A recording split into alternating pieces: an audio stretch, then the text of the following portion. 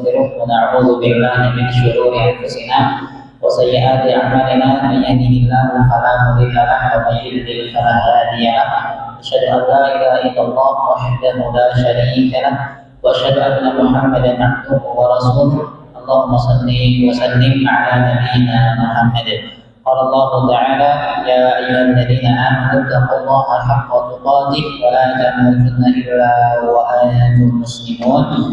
يا أيها الناس اتقوا ربكم الذي خلقكم من نفس واحدة وخلق منها زوجها وبث منهما رجالا كثيرا ونساء واتقوا الله الذي تساءلون به والأرحام إن الله كان عليكم رقيبا.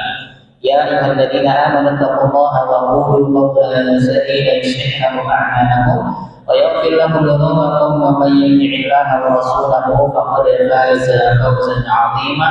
أما بعد رب اشرح لي صدري ويسر لي أمري واحلل عقدة من لساني يفقهوا قولي.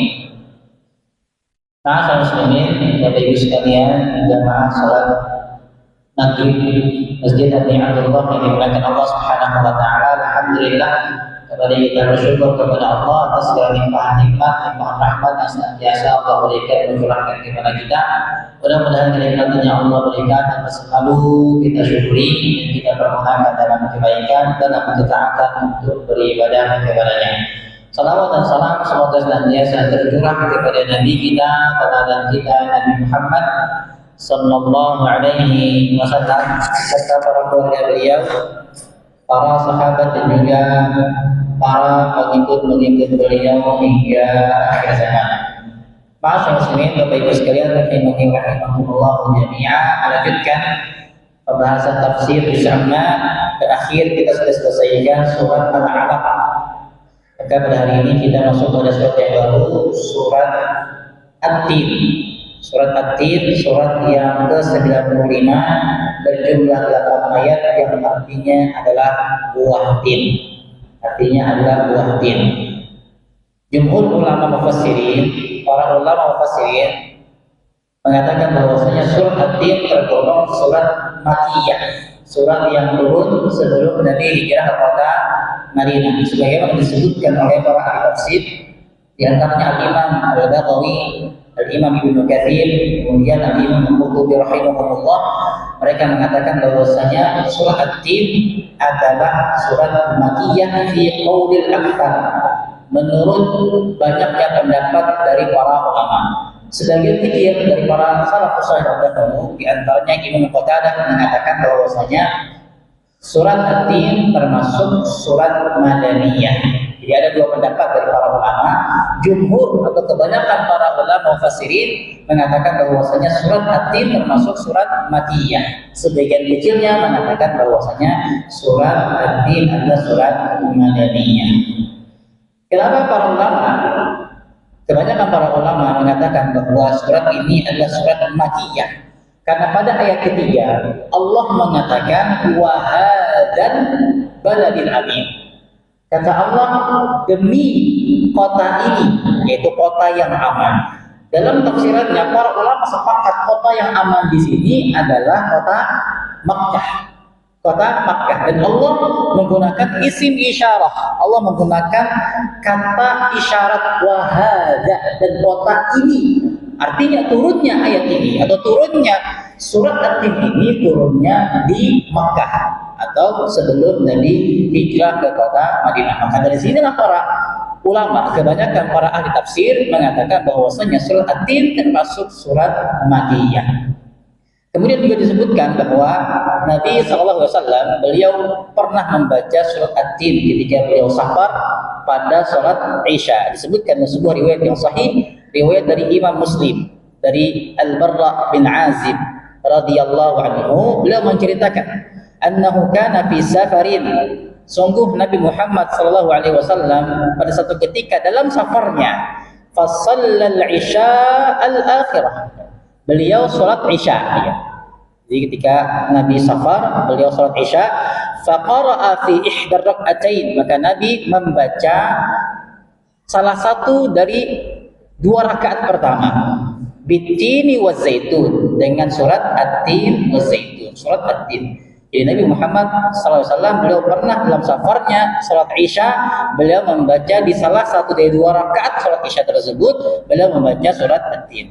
Secara umumnya surat At-Tin ini bercerita tentang nikmat Allah yang Allah berikan kepada manusia, berupa manusia Allah ciptakan dalam sebaik-baik rupa, sebaik-baik bentuk. Jadi ini nikmat Allah Subhanahu wa taala yang Allah berikan kepada kita, di mana dalam surat ini Allah menceritakan tentang nikmat Allah yang Allah berikan kepada manusia, berupa manusia diciptakan dengan sebaik-baik rupa, dengan sebaik-baik bentuk daripada makhluk yang lainnya.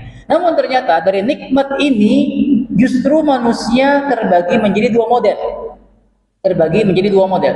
Yang pertama adalah manusia yang bersyukur, yang kedua justru kufur nikmat kepada Allah Subhanahu wa taala. Orang-orang yang bersyukur maka balasan mereka adalah surganya Allah. Illal ladzina amanu wa 'amilus shalihat falahum ajrun ghairu mamnun. Bagi mereka yang mereka sadar bahwasanya manusia ini yang Allah jadikan dengan sebaik-baik rupa, sebaik-baik bentuk, itu adalah nikmat Allah, maka mereka bersyukur dengan keimanan dan amal saleh, sehingga balasan bagi mereka adalah falahum ajrun ghairu mamnun. Bagi mereka pahala yang tanpa ada batasnya, tanpa putus-putusnya. Model yang kedua, mereka yang kufur nikmat kepada Allah, mereka yang tidak bersyukur kepada Allah, bahwa padahal Allah Subhanahu wa taala telah menjadikan dirinya itu sebaik-baik bentuk dari makhluk-makhluk yang lainnya. Namun justru mereka kufur kepada Allah, tidak beriman kepada Allah, mengkufuri nikmat tersebut, sehingga Allah tempatkan mereka asfalasa filin, di neraka yang paling bawah. Jadi ini inti dari pembahasan surat At-Tin, di mana Allah ceritakan tentang nikmat yang Allah berikan kepada kita, bahwa kita adalah makhluk yang paling enak untuk dilihat, makhluk yang paling baik secara bentuk penciptaan dari Allah Subhanahu wa taala. Dan ternyata dari nikmat tersebut justru manusia terbagi menjadi 2, ada yang bersyukur dengan balasannya, ada yang kufur juga dengan balasannya dari Allah Subhanahu wa taala. Kita masuk pada ayat yang pertama. Allah Subhanahu wa taala berfirman, "Wat-tini waz-zaitun." Dalam ayat pertama ini dilanjut dengan ayat kedua dan ayat ketiga. Allah bersumpah. Allah bersumpah. Pada ayat pertama Allah bersumpah, "Wat-tini waz-zaitun," demi at-tin dan zaitun. Telah kita sampaikan bahwa Allah Subhanahu wa taala tatkala bersumpah, ya, Allah bersumpah sesuai dengan kehendaknya.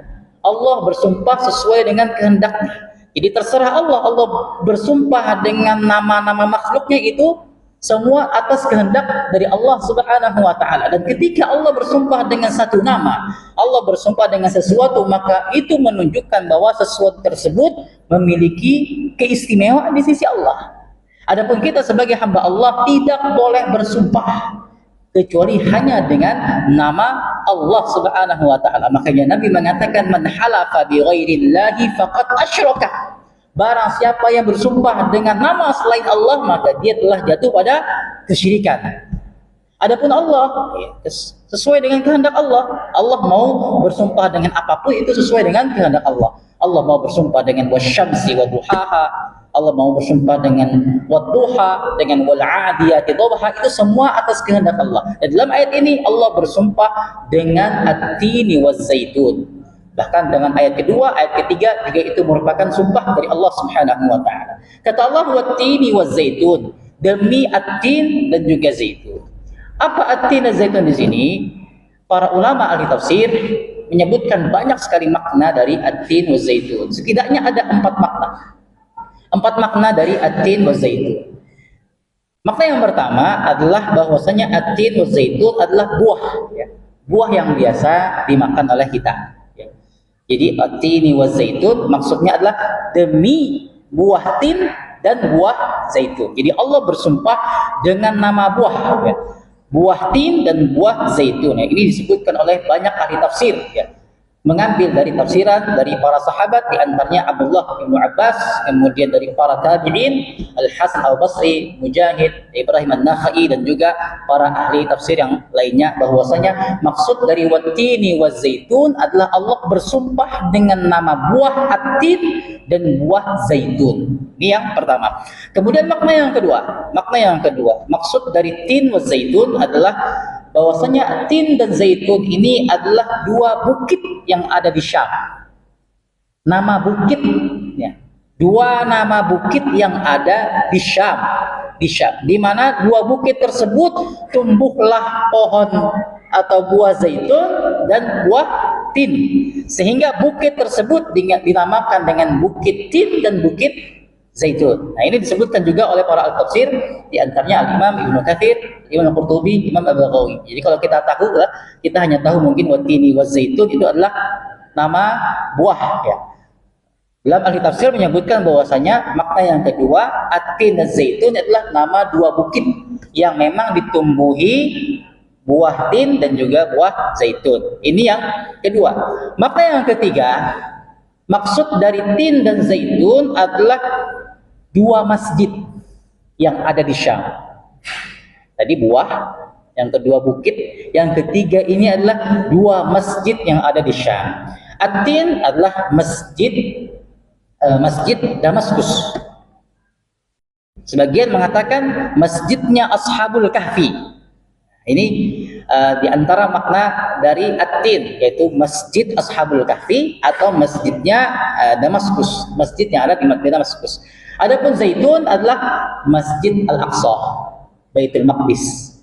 Ini di antara makna yang disebutkan oleh para ulama, di antaranya Al-Imam Ad-Dhahhak menyebutkan bahwasanya masjid at-tin wa zaitun adalah masjidani di Syam, dua masjid yang ada di Syam. At-tin itu adalah masjid Ashabul Kahfi atau Masjid Damaskus. Az-zaitun adalah Masjidul Aqsa atau Masjid Baitul Maqdis. Makna yang terakhir, makna yang keempat. Nah, ini khusus untuk at-tin, ya. At-tin maknanya adalah masjidnya Nabi Nuh alaihissalam. Masjid Nabi Nuh alaihissalam, sebagian mengatakan bahwasanya at-tin adalah Masjidil Haram di Mekah. Nah, ini banyak makna, Pak, yang disebutkan oleh para ahli tafsir, di antaranya Al-Imam Al-Qurtubi rahimahullah. Kalau kita kumpulkan dari tafsiran-tafsiran tersebut, maka makna at-tin itu banyak. Ada yang menyebutkan buah, ada yang mengatakan nama bukit, ada yang mengatakan nama masjid.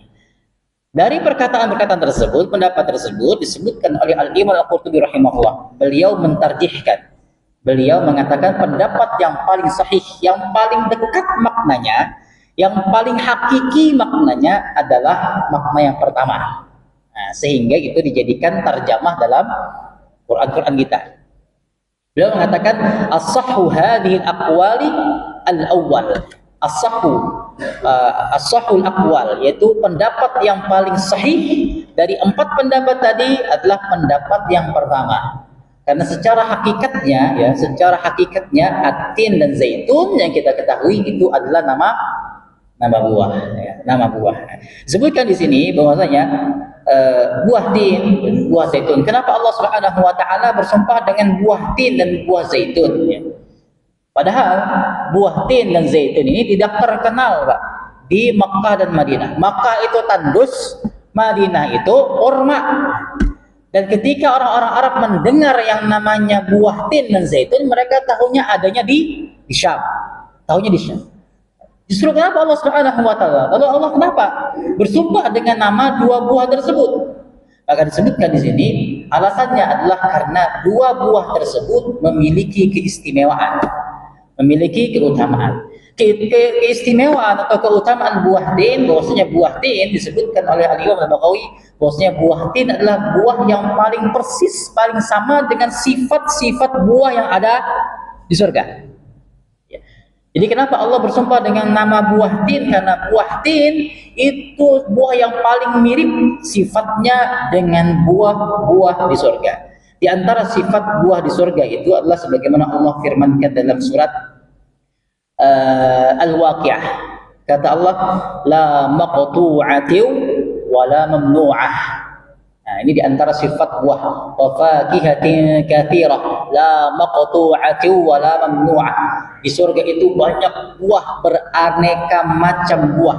Di antara sifat buah yang ada di surga la maqtu'ah, tidak terputus dengan musim. Artinya tidak ada musim-musim buah. Allah alam apakah buah tin ini bermusim atau tidak, karena ya udah kita kerja juga, ya kan? Udah kita kerja. Allah alam. Namun ini yang disampaikan oleh Al-Imam Al-Baghawi, bahwasanya buah tin adalah buah yang paling persis sifatnya dengan buah yang ada di surga. Dan sifat buah surga adalah la maqtu'ah, tidak terpaku dengan musim-musim tertentu. Tidak terpaku dengan musim-musim tertentu. Wala mamnu'ah, dan tidak terhalang untuk mengambilnya. Jadi kalau mungkin pian lihat di YouTube atau mungkin di Google, memang buah tin itu bisa kita ambil tanpa harus memanjat pohon. Nah, ini diantara sifat dari buah-buah yang ada di surga, di mana buah tin itu persis atau mirip dengan sifat-sifat buah yang ada di surga. Di antara sifatnya adalah la maqtu'ati wala mamnu'ah.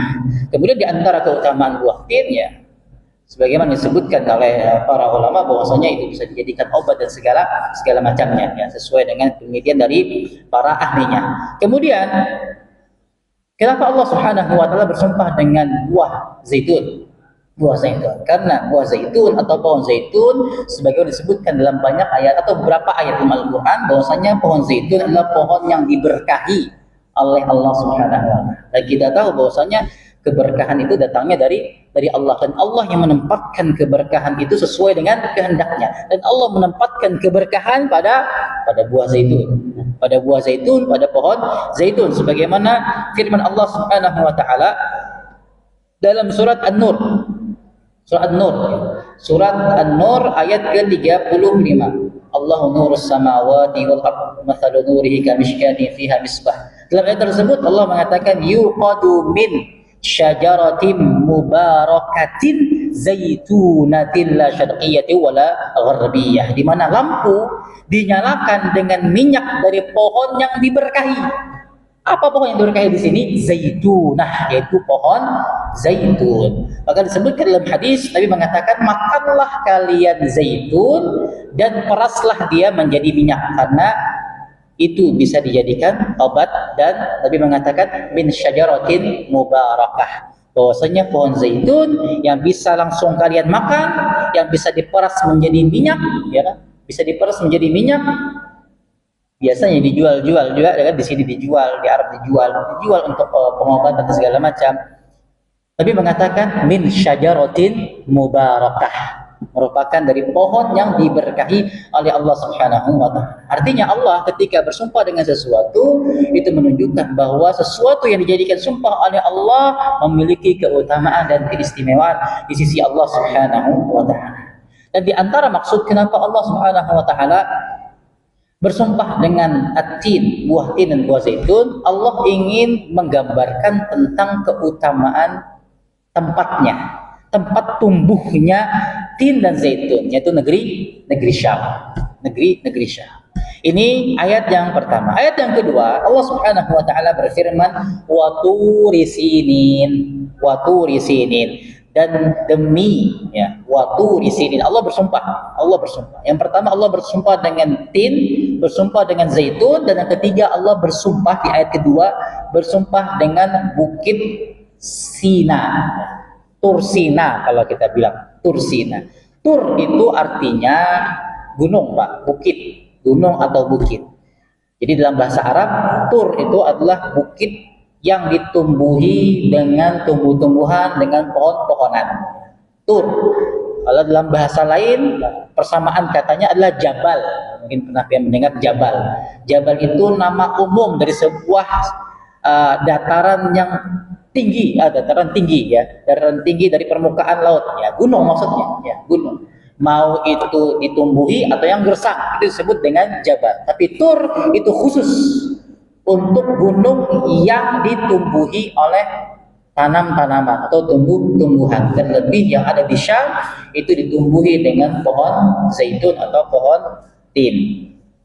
Maksud pada ayat kedua di sini, ketika Allah bersumpah dengan nama dan demi bukit Tursina, maksudnya adalah, kata para ahli tafsir, Maksudnya adalah Gunung Sina ini adalah gunung di mana Allah memanggil Nabi Musa untuk berbicara dengan Nabi Musa alaihissalam. Jadi ketika kita mendengar nama Tur Sina, maka yang tergambarkan di kita sebagaimana disebutkan para ahli tafsir, di antaranya Syekh Sa'di rahimahullah, Al-Imam Al-Baghawi, Al-Imam Ibnu Katsir, dan juga para ahli tafsir yang lainnya menyebutkan bahwasanya ketika Allah menyebutkan dan demi Bukit Tursina, maksudnya adalah tempat di mana Allah yukallimu Musa alaihissalam. Allah berpandir atau Allah berbicara dengan Nabi Musa alaihissalam. Dan tempatnya di mana Tursina ini? Tempatnya adalah juga di Syam. Tempatnya adalah di Syam sebagaimana disebutkan oleh Al-Imam An-Nawawi. Mungkin kita pernah mendengar juga ada Tursina di Mesir, ya, ada di Mesir. Namun Tursina yang dimaksudkan dari ayat kedua ini adalah Tursina yang ada di Syam. Tursina yang ada di Syam. Artinya ayat pertama, ayat kedua itu membicarakan tentang keutamaan negeri Syam. Ayat ketiga, Allah Subhanahu wa taala berfirman, "Wa hadzal baladil amin." Wa hadzal baladil amin. Ini ayat ketiga, namun sumpah Allah yang keempat. Sumpah Allah yang pertama demi buah tin, yang kedua demi buah zaitun, yang ketiga demi Bukit Tursina, yang keempat demi kota yang aman. Dan demi kota yang aman. Jadi Allah bersumpah dengan nama kota yang aman. Apa kota yang aman di sini? Disebutkan oleh para ahli tafsir, para ulama sepakat bahwasanya maksud ayat ketiga di sini adalah Makkahul Mukarramah, kota Mekkah yang dimuliakan oleh Allah Subhanahu wa taala. Jadi Allah Subhanahu wa taala bersumpah dengan nama kota Mekkah. Kota Mekkah yang dijadikan oleh Allah. Kota Mekkah adalah kota yang aman. Tanah haram, tanah Mekkah adalah tanah yang diberikan keamanan oleh Allah Subhanahu wa taala. Nabi Muhammad SAW beliau menyebutkan dalam sebuah riwayat yang sahih riwayat Muslim, dan mengatakan Inna Ibrahim harram Makkah wa inni haramtul Madinah. Sungguh Ibrahim telah menjadikan kota Mekkah sebagai kota haram, ya, kota haram. Dan aku, Nabi Muhammad, aku menjadikan kota Madinah sebagai kota haram. Jadi kota Mekkah itu adalah kota yang dimuliakan oleh Allah. Kota Mekkah adalah kota yang dimuliakan oleh Allah, yang dijadikan kota haram dimuliakan. Haram itu artinya kota yang mulia, ya. Sama kayak bulan-bulan haram, ya. Bulan-bulan suci, bulan-bulan yang dimuliakan oleh Allah Subhanahu wa taala. Di mana di tanah haram ini ada hukum-hukum khusus yang berlaku. Ya. Tidak boleh membunuh di situ, ya. Tidak boleh berburu di sana, ya. Di tanah haram tidak boleh berburu, ya. Tidak boleh memotong pohon, bahkan tidak boleh mematahkan ranting pohon pun juga tidak boleh. Sebagai disebutkan dalam hadis Nabi Muhammad SAW, riwayat yang sahih, riwayat dari Imam Bukhari yang Muslim, Nabi mengatakan la yu'qadu syauquhu, tidak boleh dipatahkan durinya. Tidak boleh dipatahkan durinya. Kalau seandainya kita bertemu dengan pohon yang ada durinya, tidak boleh dipatahkan durinya.